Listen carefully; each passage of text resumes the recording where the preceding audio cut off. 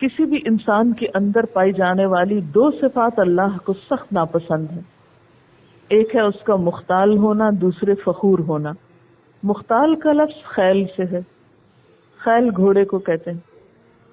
گھوڑے کے اندر ایک خاص قسم کی اطراحٹ ہوتی، اور خیل سے ہی لفظ خیال بنا ہے. اور خیال کیا ہوتا ہے؟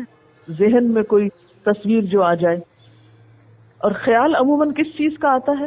جب کوئی چیز سامنے سے ہٹ جاتی ہے تو بعد میں اس کی جو تصویر یا اثر رہ جاتا ہے اس کو خیال کہتے ہیں. یعنی ایک طرح سے گمان. خیال پھر خیالی ہوتا ہے، اس کی حقیقت نہیں ہوتی. خیالی دنیا حقیقی دنیا سے مختلف ہوتی ہے. تو تکبر کرنے والے کو مختال اس لیے کہا گیا کہ اس کے تکبر کی حقیقت کچھ نہیں، یہ بس اس کا اپنا خیال ہے، اس کی اپنی سوچ ہے کہ وہ بڑی چیز ہے، حالانکہ وہ کوئی بڑی چیز نہیں.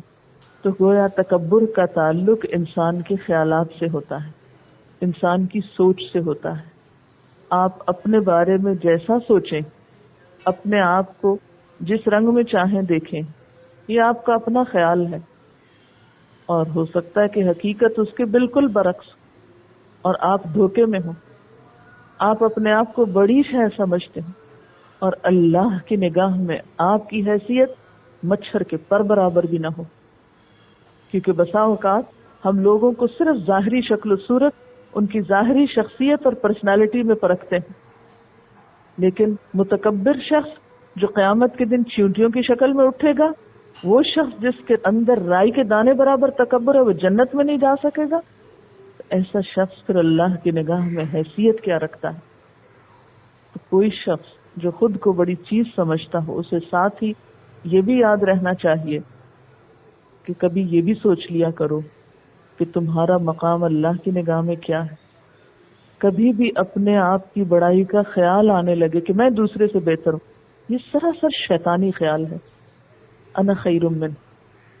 اگر یہ آپ کے اندر آتا ہے اور بار بار آتا ہے، اور آپ اپنے آپ کو دوسروں سے ہر وقت کمپیئر کرتے رہتے ہیں کہ میں اس سے زیادہ ذہین ہوں، میں اس سے زیادہ اچھی طرح بول سکتا ہوں، میں اس سے زیادہ خوبصورت ہوں، میں اس سے زیادہ بہتر کام کر سکتا ہوں، تو انا خیر منہ شیطانی جملہ ہے جو شیطان نے انسان کو سجدے سے انکار کرتے وقت بولا تھا اللہ تعالیٰ کے سامنے.